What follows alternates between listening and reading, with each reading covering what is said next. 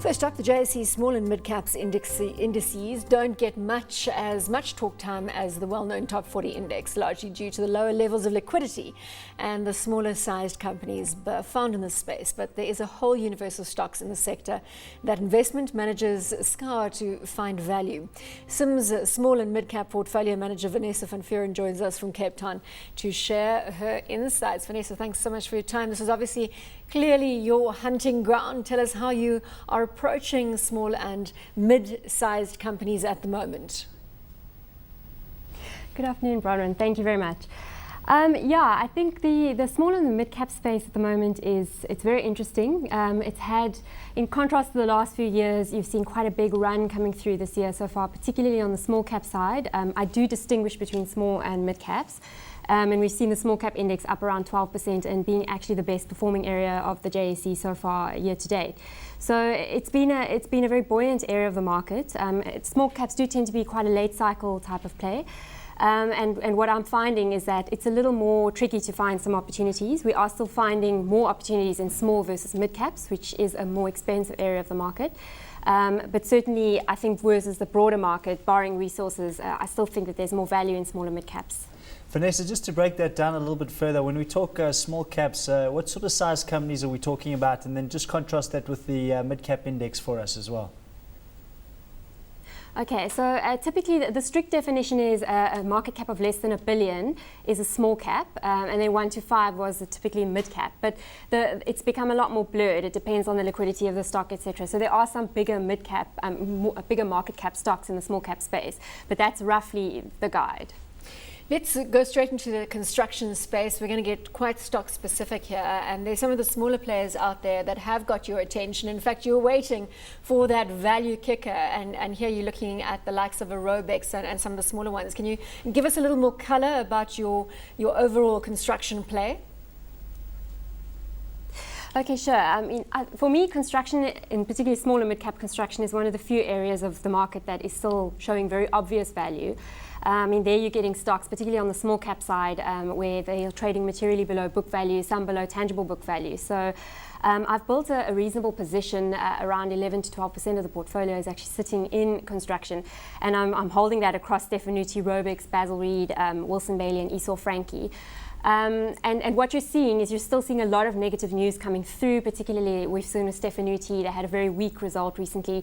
Robex, on the other hand, has had a fairly good result operationally under the circumstances.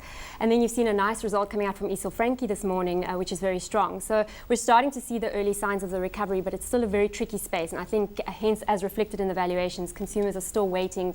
Investors are still waiting to see a better recovery in the gross fixed capital cycle before they dive in at this stage. And it's obviously, Vanessa, one that's been talked about quite a lot by government through the National Planning Commission and the identification of these strategic infrastructure projects. So we know the money's certainly been earmarked to be spent. I just wanted to get your take. We've seen a couple of the big construction companies be implicated by the Comcom in tender collusion.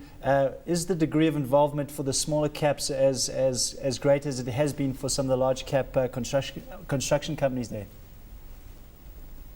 I think it's not clear yet at this stage because you haven't seen the final penalties given to the larger companies. What we have seen is we've seen Robex and Stefanuti. I think that was a contrast. So you saw Robex having quite a contained fine and Stefanuti on the other hand quite a material fine. I mean, that was around 20% of their market cap. So I think that was a big shock to the market, over 300 million rand in terms of fines there. And them being the sort of peripheral player versus the big four majors, they're the next biggest player. So I think that if that is an indication, it could be bigger than we were expecting. But I can't comment yet on the top 40 or the mid-cap larger construction companies yet. I see you're still excited about the hotel and leisure space and a couple of plays there being City Lodge and Toho Sun. Why not Sun International? It doesn't feature in that foray for you. I do actually have a small bet in Sun International at the moment. I've opted to go with Tsogo Sun in terms of the size of my exposure, just because I prefer their portfolio as a whole. They're much more concentrated in Gauteng and KwaZulu-Natal, which are higher growth gaming regions in the country, and also higher spend in terms of gaming. So they've got a really good portfolio, and they've also got some really nice opportunities in terms of the expansion of existing portfolio. They can, double their KwaZulu-Natal casinos, and whereas Sui, you're looking more, you've got some overseas risk there with the Chile casino, and also they've got very much a Western Cape exposure. So hence my preference for Tsogo over Sui, just given what's happening in the Western Cape, not only weak gaming numbers, but also the issue with the licenses that hasn't been resolved at this point. Just on the leisure side of that, Spur Corp is something that you have thrown forward to. Interestingly enough, in Hot Stocks tonight, we are comparing Famous Brands, Taste Holdings and Spur Corp. Do you have any exposure to either Taste or to Famous Brands? No, I don't. I've only held Spur. Why Spur? Why does Spur stand out for you if you look at it in that grouping? Well, my decision to go with Spur, I've held Spur for quite a few years. If you look at the last cycle, it sold off most dramatically versus the other fast food restaurant players. In 2009, the valuation was extremely cheap. It had its earnings pulled back, and hence the valuation became very attractive. So I've held it through that recovery. It's obviously just, if you compare Spur and Famous Brands up front, it does continue to look cheaper versus Famous Brands. And obviously, given our investment philosophy, we are sticking to a value-based philosophy. So although we think Famous Brands is a fantastic quality business with an amazing portfolio of assets, I just think that I remain behind Spur, just given the valuation differential, even at this point, given that Spur has already re-rated quite a bit as well. Vanessa, I just wanted to touch on another theme in the portfolio, which is investment holding companies, and these have always been sort of dimly viewed on, depending on, I guess, the quality of the management teams that run these. But you've got a few positions in the portfolio that includes the likes of Zeta, HCI, Blackstar and Afrocentric. So I think most people are familiar with Zeta and HCI, both very well-known companies there. But tell us a little bit more about Blackstar and Afrocentric. Okay, so Blackstar is a little bit more of a below-the-radar opportunity, I think. Essentially, their two key assets in that portfolio are Times Media Group and Lita Healthcare, and then they have a number of unlisted assets which are in the steel industry and roofing solution industry, and then also a small property portfolio. So that's the makeup of their portfolio. They're trading at a very big discount to net asset value, north of 30%, and it depends on the call that you make on the cost at the center, but essentially there's definitely upside there. And also if you look at Times Media Group, it's pretty much at the bottom of a cycle where they are acquiring a controlling stake, or they have management control over it, and they're looking to cut out costs and recover that business from the base that it's on, which is fairly low. And then Lita Healthcare, which was at a stage going to be delisted, although it looks like that's not happening anymore. It's essentially going to be your third pharma play in the South African market, because Adcorp could potentially go, we know Cipla's going, so you've only got Aspen then and Lita left.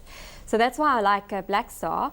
And then Afrocentric is a very different one. That's looking at the medical aid administration business. They own MedScheme, which is the third largest medical aid administrator in South Africa.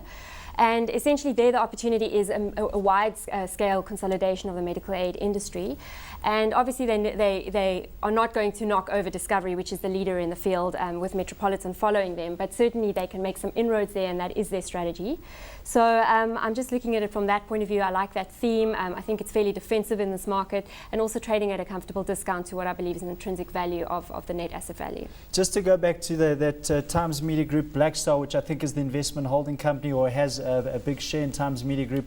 Times Media Group's also a listed entity, Vanessa, so you prefer to get the diversification of the portfolio that's offered through Blackstar as opposed to going direct to the asset through Times Media Group? Well, essentially, I mean, you're buying their stock picking skills in terms of investments, and their track record has been really good, the Blackstar guys, so far. And I think, obviously, you could buy Times Media Group directly yourself. Liquidity is an issue for starters. And secondly, I think the Lita asset is also a great asset and also quite tricky to get from a liquidity point of view directly. So there are also some underlying assets and cash that are sitting in there with potential for them to pick investments for us as well. So I think it's more about buying the management team skills, Blackstar management guys skills. And obviously, if Lita had been delisted, that would have also been even a more compelling argument from that point of view. Well, in our search for the 10-bagger, we're hoping that you're going to shed some light on that. And I've picked up on Adapt IT, which you are dubbing a mini EOH. I haven't heard about it before. Have you heard about Adapt IT? I heard about it when Vanessa told me about it. All right, so Vanessa, is this the 10-bagger of the future? Where are we going with Adapt IT? Okay, well, I really don't know. I hope it's a 10-bagger for sure. I think it's a very tiny business in terms of its scale relative to the broader IT industry. Very tiny market cap, less than 300 million. So it's a fledgling stock. It's not sitting even in your main indices, your JSE small cap or mid cap indices. But it's basically a software developer, and they've cornered the education sector quite a bit. So they build administration systems for tertiary education, which they are rolling out, and they've got a lot of penetration into the tertiary institutions in South Africa. So that's the one vertical. And then they also have exposure on the manufacturing side, where they've written software for the likes of companies like Ilova. So it's a baby software company, which I think is kind of like the way EOH started many years ago. And so I think it's had a bit of a run recently. It's not so obviously dirt cheap compared to the sector, but obviously compared to, if you look at the multiples that EOH and those guys are trading on, it is looking a lot more attractive. So I'm just seeing it as a little small opportunity to keep it for the long term. And then it feeds into one of the other themes in your portfolio, and that is education over the longer term. There you've got Capitec and Adcorp as two exposures. Perhaps again, just elaborate on that theme, and when we talk about the long term, what are we talking about here? 10 years in your portfolio? Yeah, I think I wouldn't say 10 years. I would say over the next 3 to 5 years. Obviously, I think that education particularly is a 10 to 20-year story, I think, in South Africa. So it for me is, if the fund carries on for the next 10 years, I hope to hold it over that period. Obviously, depending on if it became ridiculously expensive, but at this stage it isn't. Yeah, and I think it's a sector that is extremely underpinned. It's underpinned by a significant demand. We know that private schooling is in short supply in this country. We've seen with Curo the success of their rollout, how investors are lapping that up. So it's a lot more of the hotter version than Capitec. So I prefer to stick to the safe Capitec, which has got an extensive history. And then also there's a cyclical element in Capitec just in the short term, where their earnings have taken a bit of a dip. And I think there's a bit of a recovery story potentially there, where their tertiary sector, which is more economically, cyclically sensitive, could recover in the next results or the next 6 to 18 months. So it's a combination of a long-term holding as well as a bit of a short-term economic recovery that I'm expecting on the Capitec side. Vanessa, I just wanted to chat to you about Adcorp as well. Very interesting story developing there, I think, with Yes. that obviously started with the unions wanting to ban the use of labour broking, and then the government through NEDLAC in consultation with business have come to an arrangement where they've got a revised product in terms of the legislation they want to bring out. But it actually leads us to the conclusion that Adcorp might actually be able to strengthen its position within labour broking going forward, despite what the unions opposing this. So just take us through what your view is of the developments in the industry there.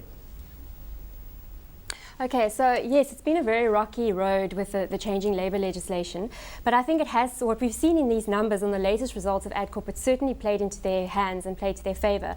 I mean, they're getting extremely strong growth on the blue collar side as well as the white collar side, which gives me a sense that, they're definitely taking market share in the space. The labour legislation has been continuously delayed, and obviously, the unions have opposed, they've opposed labour brokers outright. But it does appear that the government has settled on a regulation of labour brokers scenario as opposed to a banning. And for that, obviously for Adcorp, that plays into their hands because they have a strong balance sheet, they have scale in the industry, and clients that are unsure of the space, given the changing regulation landscape, are likely to migrate to them, and that's what we're seeing. So it's been a really good result on the back of that. I do think the jury's still out on the final outcome of the labour legislation, because now they're talking about not even before the end of this year that the legislation will be promulgated. So you're probably only going to see into next year some form of resolution on that. But so far, the early signs are that it's good for their business.